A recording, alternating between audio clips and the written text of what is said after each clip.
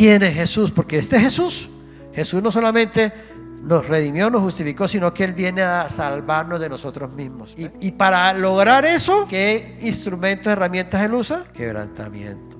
El capítulo 5, del versículo 1 al 11, los versículos 1 al 11, pues Pablo básicamente concluye en estos 11 versículos el tema de la justificación que estuvimos meditando en los capítulos 3 y 4. Y vamos rápidamente a meditar en esa conclusión que Pablo nos da hoy a través de esta palabra.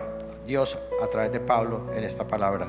Dice así, Romanos capítulo 5, versículo 1. Justificados pues por la fe tenemos paz para con Dios por medio de nuestro Señor Jesucristo, por quien también tenemos entrada por la fe a esta gracia, en la cual estamos firmes y nos gloriamos en la esperanza de la gloria de Dios. Y no solo esto, sino que también nos gloriamos en las tribulaciones, sabiendo que la tribulación produce paciencia, y la paciencia prueba, y la prueba esperanza, y la esperanza no avergüenza, porque el amor de Dios ha sido derramado en nuestros corazones por el Espíritu Santo que nos fue dado. Porque Cristo, cuando aún éramos débiles, a su tiempo murió por los impíos.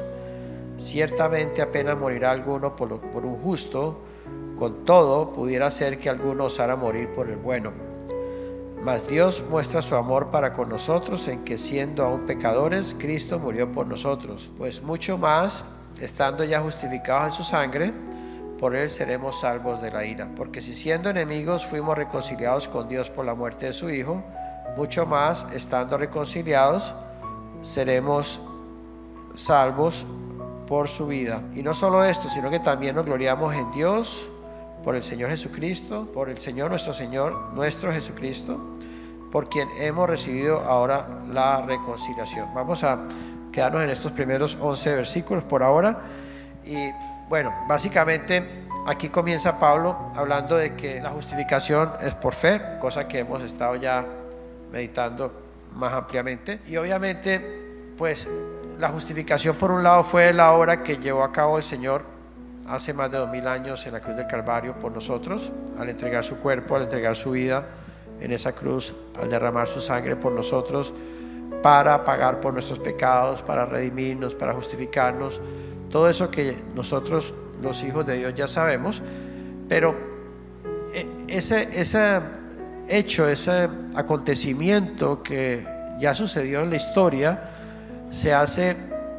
cobra vida en nosotros solamente por medio de la fe. Es una gracia que Dios nos da cuando el Señor Jesucristo nos permite, por medio de su vida, porque recordemos que Él es el autor y consumador de la fe. Entonces, cuando recibimos, Él se suministra a nosotros, se revela a nosotros en el Espíritu, y nosotros recibimos su vida. Esa vida de Él es la que nos lleva a ver, a hacer real ese sacrificio, esa obra de redención que el Señor llevó a cabo en la cruz del Calvario. O sea que por eso para el mundo esto es locura, porque el mundo dice, bueno, y eso, ¿cómo yo sé que fue verdad? ¿Cómo yo sé que eso me perdona? ¿Por qué eso sucede? Pero nosotros, por medio de esa gracia, por eso dice aquí el versículo segundo de Romanos, dice primero, justificados pues por la fe tenemos paz para con Dios por medio de nuestro Señor Jesucristo. O sea, obviamente cuando nosotros podemos recibir esa fe y podemos tener la certeza, la convicción, la seguridad de que ya Jesucristo pagó por nuestros pecados, ya Jesucristo derramó su sangre por nosotros, ya Jesucristo nos reconcilió con Él mismo por medio de lo que Él hizo, no por lo que nosotros hemos hecho, lo que nosotros hagamos. Y cuando nosotros tenemos esa gracia de poderlo creer, poderlo recibir y se hace real en nosotros, esa fe que se aplica a nuestra vida es la que viene a producir la paz. Si nosotros decimos que creemos que somos reconciliados, pero no hay paz, seguimos sin paz, entonces significa que esa reconciliación todavía no ha sido efectivamente aplicada a nuestra vida por medio de la fe. La fe no ha sido suficiente, pudiéramos decir, para que nosotros podamos tener la certeza y la convicción de que ya el Señor Jesucristo pagó por nuestros pecados. vamos a imaginarnos que cualquiera de nosotros nos encontráramos en el lecho de muerte, ya enfrentándonos a la muerte en algún momento de nuestra vida. En ese momento, pues al menos yo he tenido la oportunidad de ministrar a personas en esas condiciones y hablarles de lo que el Señor Jesucristo hizo por ellos o por nosotros. Y uno puede observar cuando la gente enfrentándose a la muerte, si realmente puede recibir esa obra de una forma real en su vida, porque podemos ver que esa persona recibe paz. Hay paz en el corazón. Por eso nosotros los cristianos, si hemos sido justificados por la fe, como dice la palabra, dice, tenemos paz para con Dios. O sea, esa paz es un fruto de nuestra fe acerca de la reconciliación, acerca de la justificación que el Señor Jesucristo llevó a cabo por nosotros en la cruz del Calvario. O sea que no es simplemente decir yo creo, sí, eso yo creo, lo recibo, porque si yo confieso creerlo, pero no tengo paz en mi vida, antes de conocer al Señor, nosotros no teníamos paz. Ninguno tenía paz. Dice Romanos 3:17, el mundo no conoce camino de paz. Romanos 3:17, la gente sin Cristo no conoce camino de paz. Es imposible que alguien pueda tener una verdadera paz en su corazón si no conoce al Señor Jesucristo y si no ha recibido esa fe. Solamente por medio de esa fe es que nosotros podemos decir, realmente podemos experimentar esa paz que sobrepasa todo entendimiento, esa paz que incluso pudiéramos experimentar de una forma real en momentos difíciles de nuestra vida, o cuando aún nuestra vida está en riesgo, o en momentos de grandes dificultades. Esa paz opera en nosotros de una forma sobrenatural por medio de la gracia. Por eso dice el versículo 2, dice, por quien también tenemos entrada por la fe a esta gracia en la cual estamos firmes. La gracia no es otra cosa que la vida del Señor Jesucristo suministrada a nosotros. La gracia es Cristo en nosotros. La gracia es la vida de Dios operando, obrando, actuando, haciéndose real en nosotros. Y por eso nosotros somos seres humanos diferentes al mundo. El mundo solamente encuentra la paz a través de las cosas terrenales. En el mundo la gente tiene paz cuando tiene suficiente dinero en las cuentas bancarias, cuando tiene un buen trabajo, cuando tiene salud, cuando todo está bien. La gente diría, estoy con paz porque todo está bien. Pero en el momento en que algo no está bien, ahí la gente pierde la paz. Y nosotros, como hijos de Dios, deberíamos de vivir esa paz de una forma constante, porque ahora todo aquello que nos condenaba, todo aquello que nos mantenía bajo condenación, ya fue justificado, ya fue redimido. Ahora, qué alegría, al menos, no sé si tú has tenido esa experiencia, pero cuando yo tuve esa experiencia y recibí por medio de la fe, esa justificación, y entendí y creí que ya mis pecados han sido pagados por la obra de la cruz del Señor Jesucristo, y que Él me reconcilió, y que ya soy salvo por medio de la fe, porque ahora Dios no me puede condenar por mis pecados. Dios, y eso tiene que darnos una paz muy grande. Vamos a imaginarnos que en el mundo haya alguien que tenga deudas, que tenga problemas legales, que haya prestado plata y que no pueda pagar, y que entonces vienen y lo demandan y lo llaman a la corte, y tiene que presentarse ante un juez y va a ser juzgado por no pagar, por no cumplir sus obligaciones. Pues obviamente una persona en esas circunstancias pues no puede tener paz. ¿Cómo va a tener paz si sabe que ha cometido errores y que no está cumpliendo, y que va a ser juzgado y va a ser condenado? ¿Cierto? Nosotros sin Cristo, el mundo sin Cristo no puede tener paz. Por eso dice Romanos 3:17, no han conocido camino de paz. no podemos tener paz porque sabemos que pues de alguna manera todos merecemos el juicio de Dios, la ira de Dios por ser pecadores, porque somos una raza caída y somos pecadores y pecamos. Por lo tanto, como dice la Biblia, la paga del pecado es la muerte. Todos merecemos la muerte y todos merecemos la condenación, porque somos humanos, somos débiles, somos carnales y somos pecadores.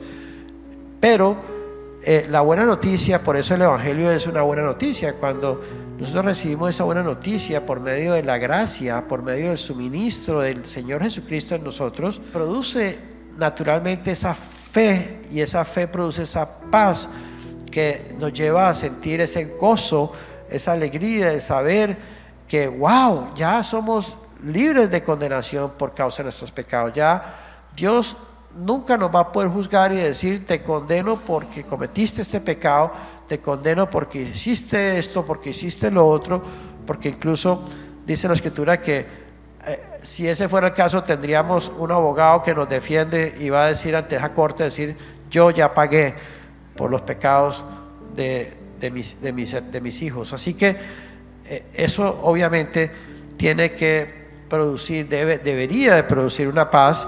Por eso dice aquí Romanos, dice que justificados pues por la fe tenemos paz para con Dios por medio de nuestro Señor Jesucristo. O sea que esa fe y esa paz es por medio del Señor Jesucristo.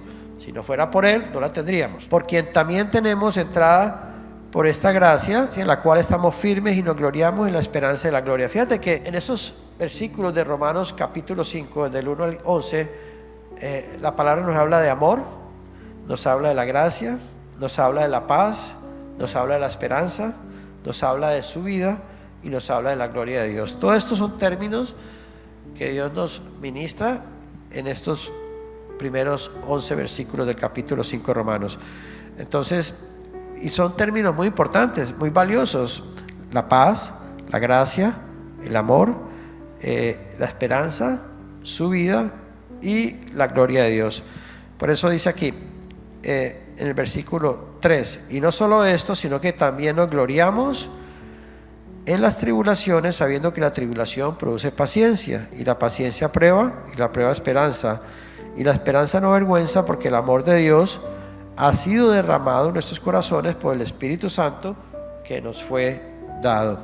Entonces vemos cómo primero el Señor nos está hablando de la paz que tenemos por medio de la fe, de la obra que el Señor llevó a cabo en la cruz del Calvario, y por medio de la gracia, el suministro de la vida del Señor Jesucristo. Pero luego nos dice que también nos gloriamos en las tribulaciones, sabiendo que la tribulación produce paciencia. Esto suena un poco contradictorio, decir, bueno, nos gozamos, nos alegramos en las tribulaciones.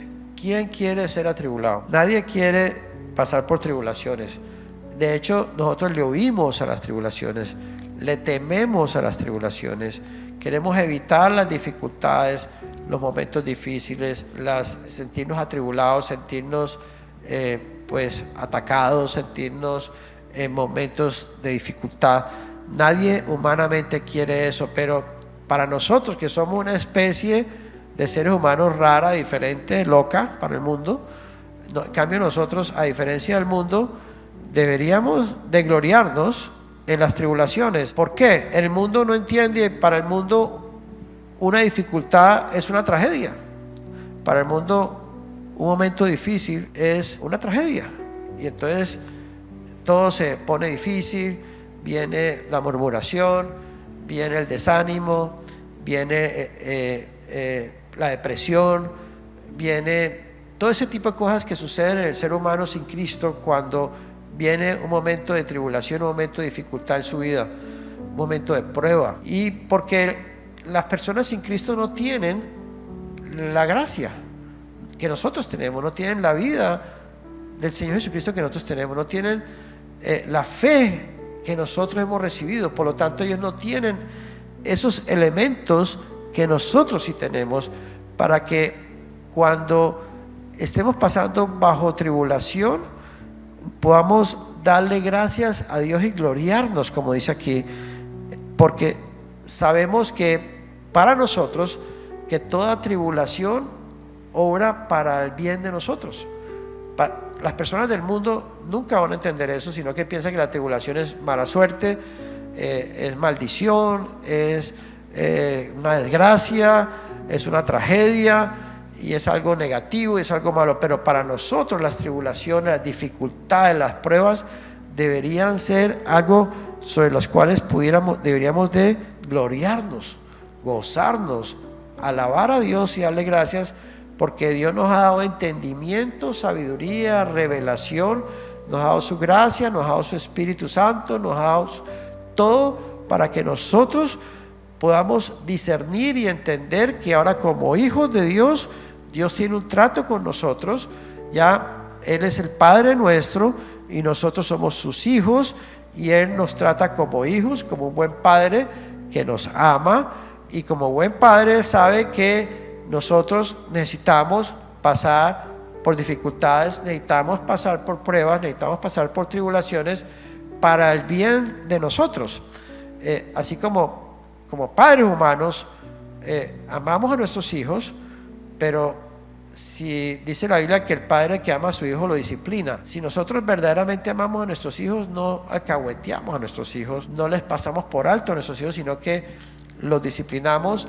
Y cuando nosotros disciplinamos a un hijo, nuestros hijos sufren, nuestros hijos entran en sufrimiento, entran en tribulación, porque están siendo castigados, están siendo disciplinados por sus padres. Pero los padres lo hacemos porque sabemos que el hijo necesita ese castigo, el hijo necesita esa tribulación para el bien de él. ¿Por qué? Porque nosotros venimos, tanto los niños en el mundo como nosotros los seres humanos, venimos en general con una naturaleza caída, una naturaleza pecadora, una naturaleza carnal, una naturaleza que se opone a todo lo que es de Dios.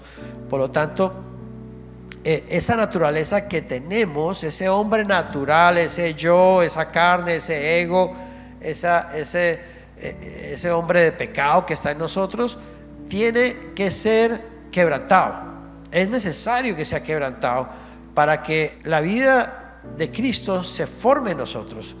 No hay otra manera, no hay otra forma de que la vida de Cristo se forme en nosotros si no hay quebrantamiento, si no hay tribulación, si no hay pruebas, si no hay dificultades. Porque por medio de estas tribulaciones es que se forma el carácter de Cristo en nosotros. Por medio de estas tribulaciones es que nosotros morimos, quebrantamos el viejo hombre, quebrantamos el hombre carnal, el hombre natural, el hombre pecador. Porque si la raza humana carnal que somos no experimentáramos dificultades y tribulaciones, seríamos unos monstruos humanos. Imagínate, nosotros bien carnales, bien terrenales, bien egocéntricos, y que todo esté perfecto y que todo salga bien y que todo sea maravilla y que todo es como que nosotros queremos y que no hay ningún problema en la vida, pues seríamos unos monstruos.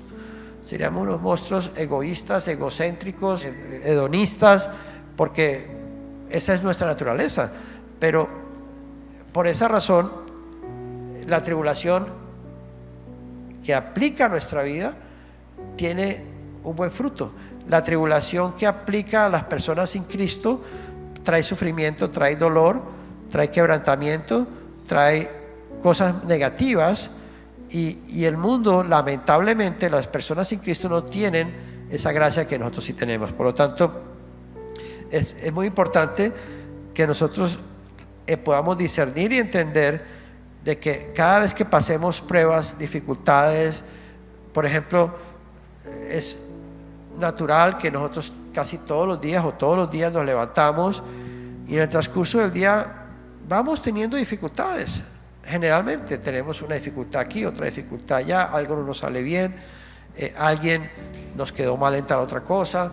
Siempre se presentan cosas pequeñas o cosas grandes en nuestra vida diaria, y nosotros como cristianos, como creyentes, deberíamos de gloriarnos en todo eso, porque cada vez que hay algo que nos confronta, algo que, por ejemplo, yo siempre pongo ese ejemplo porque es algo que Dios está tratando mucho conmigo, y no sé si contigo, pero conmigo sí, y es con la paciencia. En mi hombre natural soy muy impaciente, y entonces, como soy muy impaciente, a veces Magda se ríe porque preciso me toca a las personas precisas para que traten con mi paciencia. Si voy a un supermercado, preciso me toca el cajero que se demora, el cajero que se pone a conversar con el otro, siempre en cosas pequeñas o cosas grandes, o si voy en el carro y tengo prisa, preciso me toca el carro al frente que en un pare se queda ahí una hora esperando hasta que no venga ningún carro del horizonte para que arranque,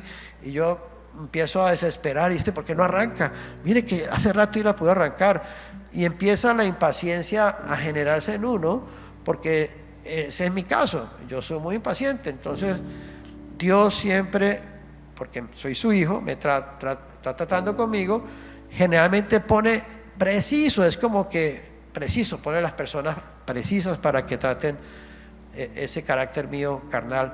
Y entonces ahí donde yo muchas veces patino, muchas veces fallo, pero muchas veces también reacciono y entiendo que Dios está tratando conmigo, y entonces eso me lleva a tornarme al Espíritu, a orar, a darle gracias a Dios, a decir: Señor, yo sé que estás tratando conmigo, yo sé que quieres que este hombre viejo, este hombre impaciente muera, sea sometido, y por lo tanto, pues cuando yo puedo discernir y entender en el Espíritu que Dios está tratando conmigo, pues yo le doy gracias a Dios y le doy gloria a Dios. Y eso es lo que Dios nos está diciendo a nosotros los cristianos, que necesitamos ser atribulados, pero sabiendo que la tribulación produce paciencia, y la paciencia prueba, y la prueba esperanza, y la esperanza no vergüenza, porque el amor de Dios ha sido derramado en nuestros corazones por el Espíritu Santo que nos fue dado. Fíjate, ahí donde nosotros tenemos que entender que en medio de la prueba, pequeña, mediana o grande, Dios está permitiendo esa prueba porque Dios nos ama, porque Dios nos ama. Y es algo que solamente lo podemos entender en el Espíritu. ¿Por qué Dios permite quebrantamientos? Y fíjate, unos tienen un quebrantamiento en unas áreas, otros en otras. Unas hermanas viven quebrantadas con sus maridos, otros hermanos viven quebrantados con sus esposas, otros viven quebrantados por sus hijos, otros viven quebrantados con su trabajo, con las finanzas, en fin, o con la salud. Diferentes facetas o áreas de nuestra vida Dios está manejando todas esas tribulaciones porque nos ama. Dice, porque el amor de Dios ha sido derramado en nuestros corazones. En medio de la dificultad nosotros debemos experimentar el abrazo de Dios. Fíjate, esa es la vida cristiana, esa es la vida de fe, esa es la vida que el Señor nos llamó. Poder decir: Señor, gracias porque me amas, gracias porque siento tu amor. Fíjate, generalmente los hijos cuando los padres les dan regalos y les dan gusto, entonces, es que mi papá sí me ama, mi papá me quiere mucho. Y cuando los papás lo regañan, le quitan cosas, no le dan, piensan: es que mi papá no me quiere. ¿Ves? Porque no tienen entendimiento, porque no tienen porque los niños están pensando en su hombre natural, en su hombre viejo. Pero nosotros como cristianos, cuando Dios nos pone en prueba, nos pone en dificultades, que hemos recibido esa gracia, que hemos sido justificados, que hemos sido redimidos, debemos de decir: gracias, Señor, porque yo por medio de esta prueba puedo ver cómo me amas, cómo me amas. Y esto suena como loco, ¿no? Suena como locura. Por eso la Biblia dice que esto es locura para los que se pierden, pero para nosotros es poder de Dios. Entonces es tremendo. Por ejemplo, fíjate el caso de Job. Uno diría: ¿será que Dios no amaba a Job? ¿Será que Dios no lo amaba? Yo creo que Dios sí lo amaba, y lo apreciaba mucho, y lo amaba muchísimo. Y precisamente porque Dios amaba a Job tanto, siendo un hombre justo, Dios incita a Satanás para que empezara a poner tribulaciones en la vida de él, y unas tribulaciones muy difíciles. Fíjate, cómo Dios casi que tenta a Satanás para que venga y le haga y atribule a Job. Fíjate cómo Job pierde todas sus posesiones, todas. Se quedó, era un hombre rico y ¡pum!, lo perdió todo. Pobreza. No solamente pierde todas sus posesiones, sino que pierde su familia, sus hijos. ¡Wow! Para rematar, para colmo de males, uno diría, este sí le cayó, como decimos en Colombia, la roya, ¿no? La roya, ¿cómo dice la roya? No me acuerdo, algo así. Le cayó la plaga, encima de que quedó en pobreza y miseria, encima de eso pierde sus hijos. ¿Cómo va a ser posible? ¿Cómo hacer? Y es que ya, ¿será que Dios lo abandonó? ¿Será que Dios no lo ama? ¿Será que Dios lo está castigando? Y fíjate cómo los amigos le decían eso, es que muérete, tú por algo Dios te está castigando. O sea, porque esa es la lógica del mundo. Encima, después de que pierde su familia, pierde su salud. ¡Wow! Tremendo. O sea, pobre Job, ¿qué más podía perder? Y después de que pierde todas sus posesiones, pierde toda su familia, pierde su salud, qué dolor tan grande. Y encima de eso, para el colmo de males, para rematar, su mujer, que en la Biblia no hay nombre de la esposa, pero habla de la esposa de Job. Su mujer viene y le dice, ¿sabes qué? Maldice a Dios y muérete. O sea, para rematar, pierde el apoyo, el soporte de su esposa. Antes su esposa lo pisotea y lo hunde más. Entonces uno diría, wow, ¿eso cómo va a ser amor de Dios? Uno diría, ¿cómo puede ser posible que Dios diga que ama a Job en esas condiciones? Pero si terminamos de leer el libro de Job, nos damos cuenta que Job, en medio de todas esas pruebas, en medio de todas esas dificultades, Job termina viendo la gloria de Dios y reconociendo que todo era la soberanía de Dios y que todo Dios lo había permitido con un buen propósito para él, su vida. Y por eso él dice, Dios da y Dios quita. Sea bendito el nombre de Dios. Dios da y Dios quita. O sea, Dios pudo reconocer que él estaba bajo un trato de Dios y que era Dios mismo el que estaba produciendo ese trato. Y fíjate cómo después de que Job reconociera todo eso y pudiera ver la gloria de Dios, por eso Job termina diciendo, antes de oídas te había oído, mas ahora mis ojos te ven. Si Job no hubiera pasado por todas esas dificultades, él no hubiera podido ver la gloria de Dios. ¿Ves?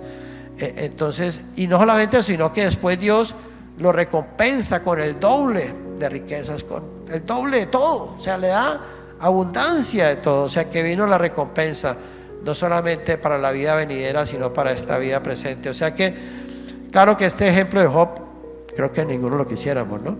Pero es un ejemplo bien radical que nos puede mostrar pues cómo Dios obra en nosotros a través de las tribulaciones.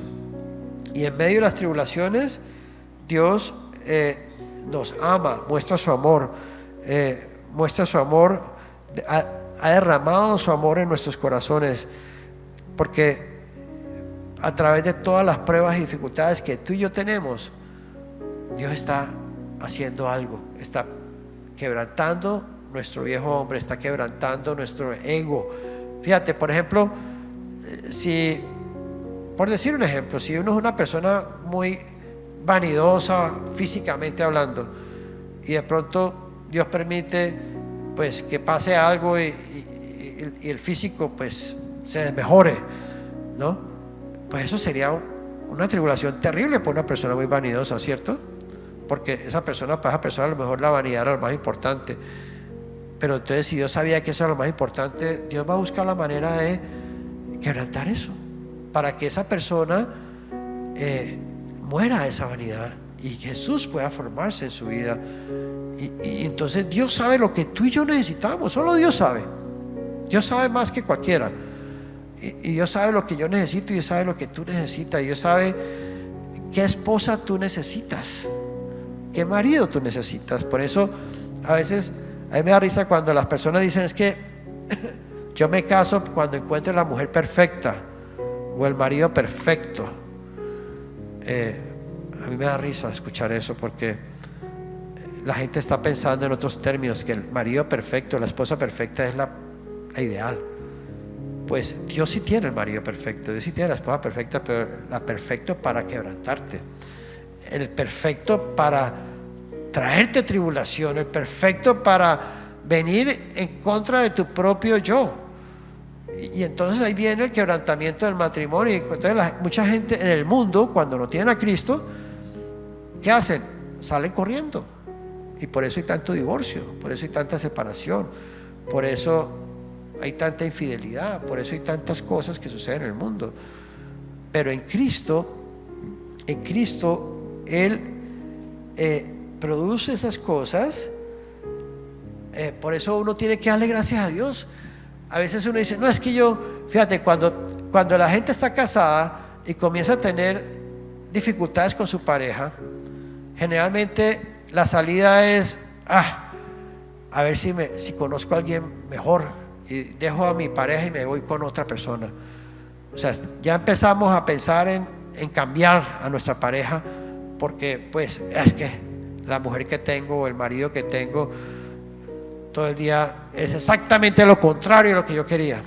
Exactamente. Bueno, Dios te ama y Dios generalmente va a poner la persona que tú necesitas para ser quebrantado.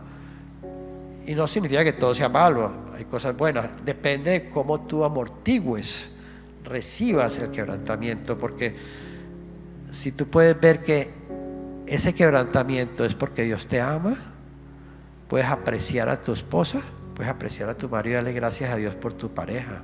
¿Ves? Es contradictorio, pero solamente por medio de la gracia, por medio de la fe, podemos nosotros gloriarnos y decir, gracias Señor por la pareja que me diste, porque es la pareja perfecta que yo necesito para que tú te formes más en mí. ¿Ves? Y eso es lo único que cuenta. Lo único que cuenta es eso, que Jesús se forme más en nosotros. Y para que Jesús se forme más en nosotros necesitamos ser quebrantados, no hay otra opción. Y Dios, fíjate cómo Dios nos lleva a un punto en donde nos sentimos atrapados. No sé si tú has tenido esa experiencia, yo sí. No estoy diciendo que sea con mi esposa, pero en términos generales, en varias facetas de mi vida, a veces me siento arrinconado, a veces me siento que quiero salir corriendo, que quiero salir, quiero gritar, quiero explotar. Y entonces ahí es cuando el Señor me habla y me dice, ¿y a dónde vas a ir? ¿Qué vas a hacer? ¿Vas a irte para el mundo? ¿Vas a enloquecerte? ¿Qué vas a hacer? ¿A dónde vas a ir? Entonces nos encontramos con la situación que se encontraron todos los cristianos, todas las personas en la Biblia. Fíjate, por ejemplo, cómo Dios lleva al pueblo de Israel al desierto. Lo saca de Egipto y lo lleva al desierto. Y en el desierto ese pueblo a veces quería salir corriendo, quería regresar a Egipto, quería hacer cosas, pero estaban atrapados. Dios los tenía ahí, no tenían opción, no tenían dónde más ir, ni cómo resolver, cómo salir de la situación en que estaban, porque Dios tenía un plan y un propósito el tenerlos en el desierto.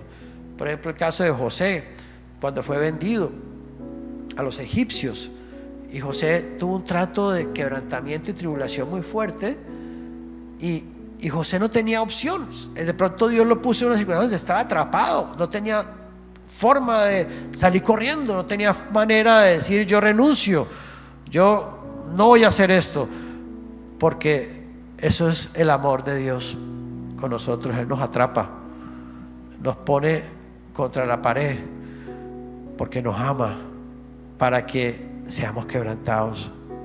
Esto suena como que fuera un martirio, ¿no?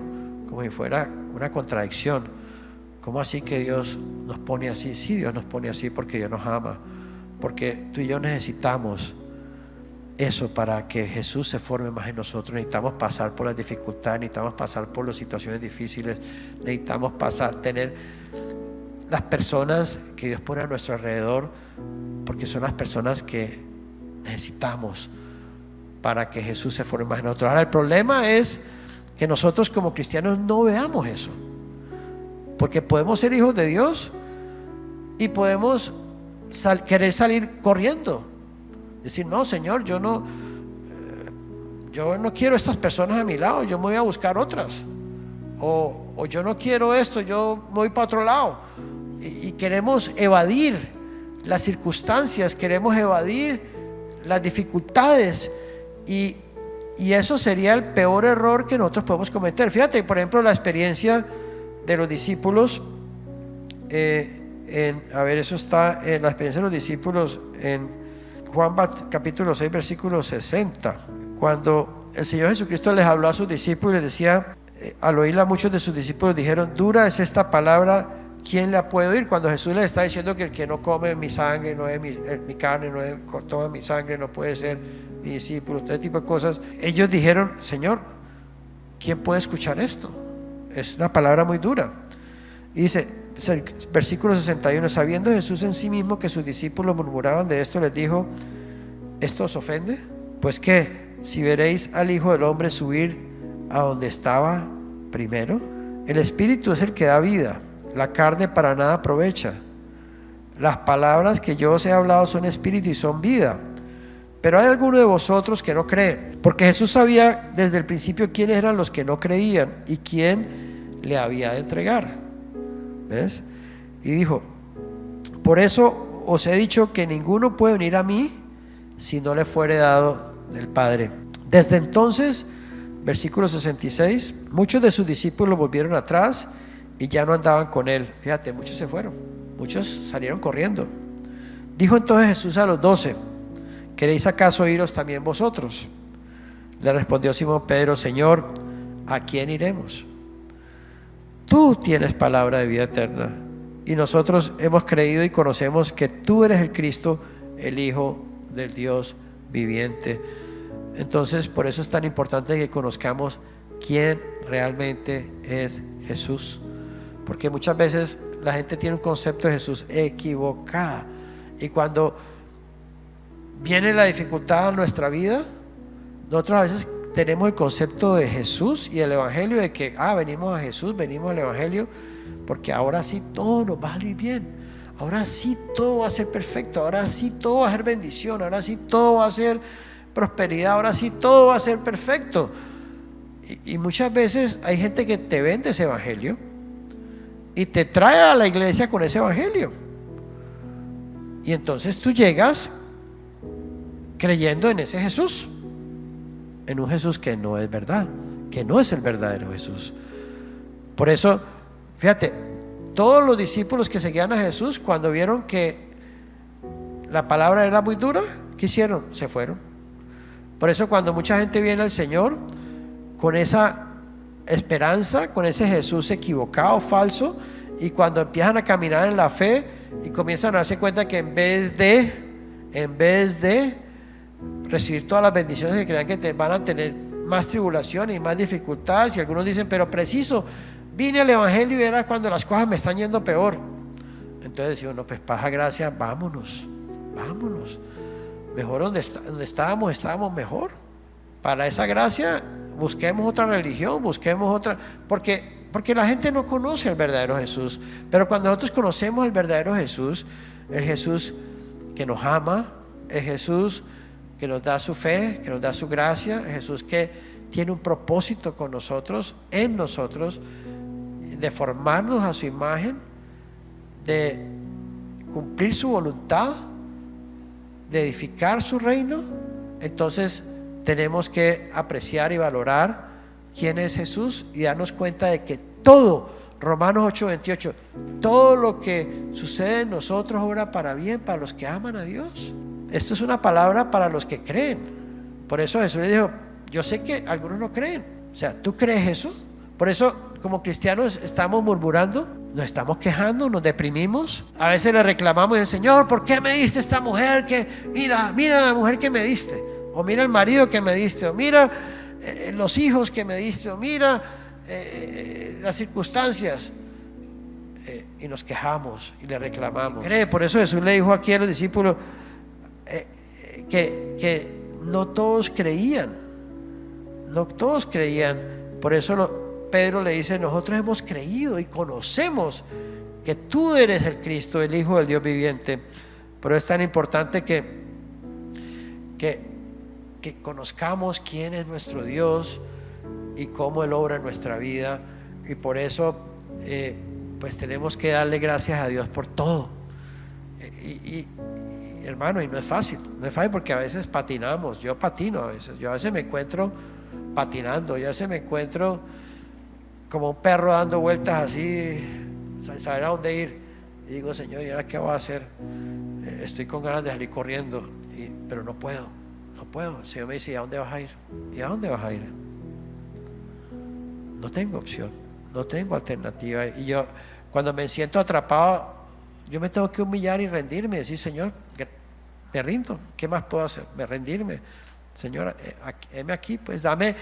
Ahí es cuando tengo que ir a Él y decir, dame tu gracia para en medio de esta dificultad poder experimentar tu gloria, poder experimentar tu gozo, poder experimentar tu paz, poder ver la bendición, poder ver el abrazo tuyo, el amor tuyo que opera en mi vida. Y esto es fundamentalmente lo que Dios nos habla a nosotros por medio de su palabra. Por eso dice el versículo 6, dice, porque Cristo, cuando aún éramos débiles, a su tiempo murió por los impíos. Ciertamente apenas morirá alguno por un justo, con todo pudiera ser que alguno osara morir por el bueno. Mas Dios, versículo 8, muestra su amor para con nosotros, en que siendo aún pecadores, Cristo murió por nosotros. Pues mucho más estando ya justificados en su sangre, por Él seremos salvos de la ira. Porque si siendo enemigos fuimos reconciliados con Dios por la muerte de su Hijo, mucho más estando reconciliados seremos salvos por su vida. Y no solo esto, sino que también nos gloriamos en Dios por el Señor nuestro Jesucristo, por quien hemos recibido ahora la reconciliación. Fíjate, hay una cosa importante aquí. Nosotros, la palabra nos ha dicho muchas veces que nosotros ya somos salvos, ¿cierto? Ya hemos sido salvos, como algo pasado. ¿Por qué hemos sido salvos? Ya me imagino que saben la lección. ¿Por qué hemos sido salvos? ¿Alguien puede decir por qué? ¿No? Hemos sido salvos porque Jesús hizo la obra por nosotros y nos salvó, ¿cierto?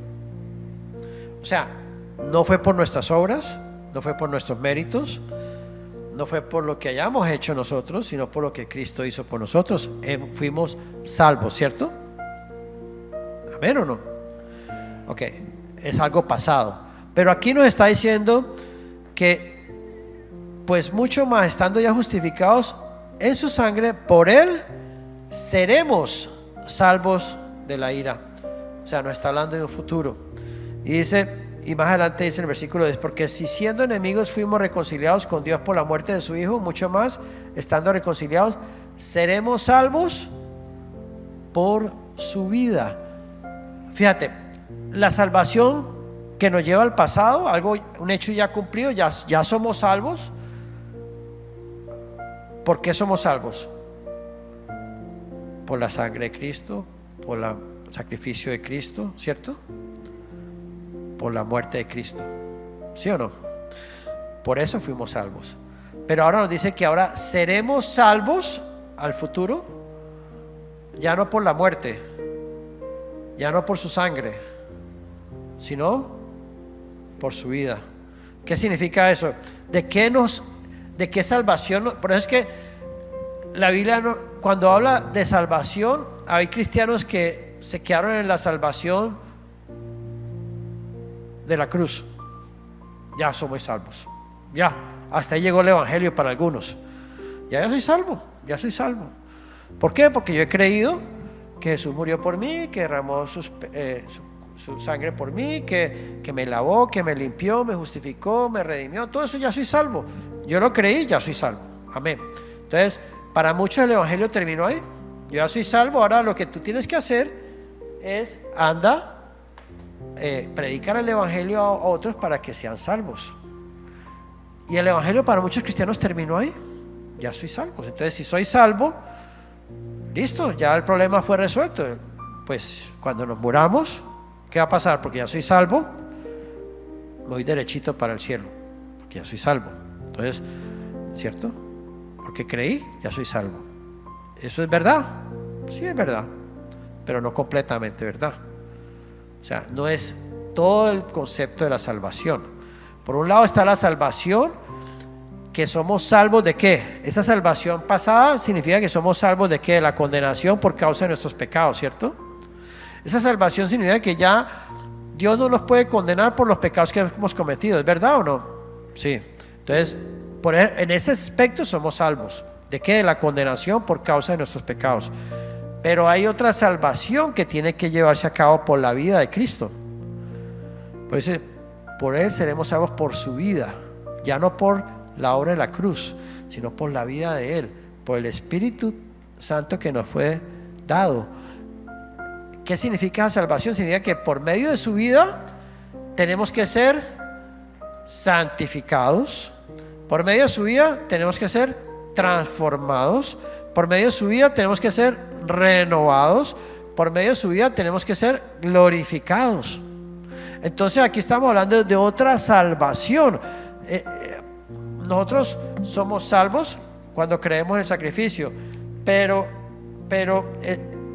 somos salvos por los pecados externos, digámoslo así, por los actos pecaminosos. Pero ¿qué pasa con la vida que tenemos dentro de nosotros? O sea, yo no puedo ser un cristiano, porque los hay y los he escuchado, no sé si tú los has escuchado, que dicen, no, ya, yo creo, Jesús me salvó, entonces pues sí, yo soy débil, yo sigo pecando, sigo haciendo lo mismo, pero soy débil, pero amo a Dios, creo en Dios, y cada que peco me arrepiento, le pido perdón a Dios y Dios me perdona y soy salvo. Así que, ¿cuál es el problema? Lo único que tengo que hacer es pedirle perdón, ya estoy perdonado y ya soy salvo y ya no me voy para el infierno. Entonces pecamos y nos arrepentimos y somos salvos. Pecamos, nos arrepentimos y vivimos en ese círculo vicioso y ahí no salimos.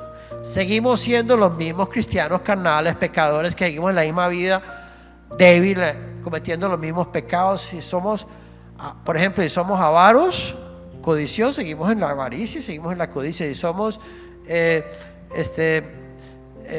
egoístas, seguimos en nuestro egoísmo. Si somos envidiosos, seguimos con nuestra envidia. Si somos en fin, si tenemos debilidades o cosas, practicamos pecados en otras muchas áreas, seguimos haciéndolo, pero ya somos salvos porque hemos creído y ya, yo soy salvo, soy cristiano.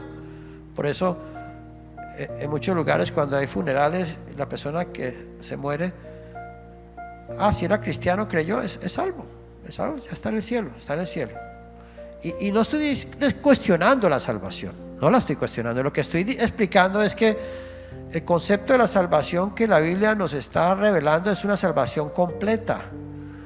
Por un lado nos salva de nuestros pecados, pero por otro lado ahora seremos salvos por la vida de Cristo, porque Dios quiere salvarnos de nosotros mismos, quiere salvarnos de nuestro yo, quiere salvarnos de nuestro ego, quiere salvarnos de nuestro egoísmo, quiere salvarnos de nuestro carácter, quiere salvarnos de nuestra naturaleza pecadora, de nuestras debilidades.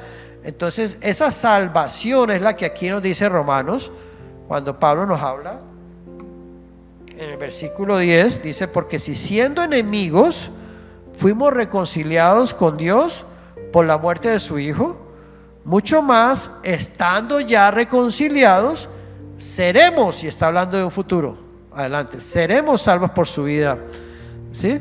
Entonces, claro, yo no puedo llegar a ser salvo por su vida si no he sido reconciliado, si no he sido justificado. Lo primero es la justificación, lo primero es la redención, lo primero es ser salvo de mis pecados y ya tengo paz, porque yo sé que ya no voy a ser juzgado por mis pecados, por mis actos externos pecaminosos. Porque fíjate, la Biblia nos habla de los pecados en plural y el pecado en singular. Los pecados en plural significa los actos pecaminosos que nosotros hacemos. Por ejemplo, si yo voy y le robo a una persona $1, al yo hacer eso, pues robé. Aunque sea $1, robé. Y si robé, pues estoy quebrantando la ley, estoy pecando. Entonces soy pecador, he pecado. Ok, pero a lo mejor yo soy un cristiano y digo, no, pero entonces como ya soy cristiano, debo tratar, si yo tengo el hábito de robar. Yo tenía el hábito, cuando yo conocí al Señor, el hábito de robar azúcares dietéticas en las gasolineras. Y yo no pensaba que estaba robando. Yo iba a las gasolineras, compraba el café, echaba el azúcar y por ahí derecho cogía 5, 6, 10 azuquitas y me las metía al bolsillo y me las llevaba. Para mí eso no era problema, no era nada malo. Y además lo hacía delante de la gente y no me decían nada tampoco. Cuando ya conocí al Señor, un día cogí esos 10 sobrecitos y me metí al bolsillo y sentí una voz dentro de mí que me decía: estás robando. Es el Espíritu en uno, redarguyéndonos, porque dice la Biblia que el Espíritu Santo es el que nos redarguye de pecado. Ya cosas que para uno antes no eran malas, ya al tener al Señor uno empieza a ser redarguido. Y entonces ya cuando yo fui redarguido, saqué del bolsillo los sobrecitos y los dejé ahí. Entonces a lo mejor yo era un ladrón practicante y ni cuenta me daba. Tal vez no le robaba a nadie más, pero robaba en la gasolinera la azuquita. Entonces, ¿qué pasa? Que la vida de Cristo, Jesús me perdonaba por esos pecados, porque Él ya me justificó y me redimió. Pero la vida de Él, operando en mí, me fue salvando de ese hábito, de esa debilidad, ¿cierto? Por ejemplo, yo era una persona mal hablada en el mundo, como buen caleño. Pues en mi medio en que yo me crié, no sé, tal vez no todos los caleños hablan así, pero en el medio en que yo me crié y me levanté éramos todos muy groseros y muy boquisucios, y de cada 3, 4 palabras decía 1 o 2 groserías, y eso era normal, era algo normal y yo no lo veía nada de malo, era el medio en que yo vivía. Entonces pues no tenía problema. Pero cuando ya vino el Señor a mi vida, la vida de Cristo en mí, de repente me di cuenta que ya no salía de mi boca esas palabras, pero no porque yo dije voy a empezar a hablar como cristiano y no voy a decir. Uno a veces, a mí me da risa porque a veces uno escucha a la gente en la calle de personas muy religiosas, ¿no? Y hablan de religión, hablan de Dios, hablan de esto y lo otro, y de pronto, hablando de eso, de pronto salen con una vulgaridad y salen con otra y salen con otra, y yo digo, oh my God, me da hasta risa porque digo, ¿cómo así? Hablando de Dios y de religión y esto y lo otro, y personas de pronto muy metidas en las cosas religiosas y de pronto unas vulgaridades y unas bocanadas que uno dice, Señor, ¿qué pasa aquí? Eso ya a mí me retumba los oídos. Antes para mí eso era música, ahora siento rechazo. ¿Pero por qué? Porque la vida del Señor en mí me fue salvando de esas cosas. Y bueno, puedo seguir dando ejemplos. Estoy dando ejemplos sencillos, pequeñitos, pero hay cosas más grandes, ¿cierto? Que Dios nos va salvando. La vida de Cristo nos va a ir salvando de nosotros, de nuestras debilidades, de nuestras circunstancias, de nuestro carácter. Si era una persona gritona y grosera, de pronto y que se ponía bravo con todo, bueno, la vida del Señor nos tiene que ir salvando de eso. No, porque tiene que haber un proceso de transformación, un proceso de renovación, un proceso de santificación, y eso solamente, esa es la salvación completa. Por eso hay cristianos que hablan de la salvación y se refieren al primer aspecto de la salvación, pero no ven el segundo, que es tan importante o más que el primero. Las dos cosas son importantes. Ninguno de los dos es insignificante, son importantes, pero por eso es tan claro que nosotros podamos ver el Evangelio, quién es Jesús, porque Jesús no solamente nos redimió, nos justificó, sino que Él viene a salvarnos de nosotros mismos. Y para lograr eso, ¿qué instrumentos, herramientas Él usa? Quebrantamiento, tribulación, aflicción. Y lo que quede es lo puro, la vida, la santidad, la vida del Señor. Ese es en realidad el Evangelio. Ese es el Evangelio. Amén. Vamos a dejar ahí entonces para no alargarnos más. Y seguimos, si Dios lo permite, la próxima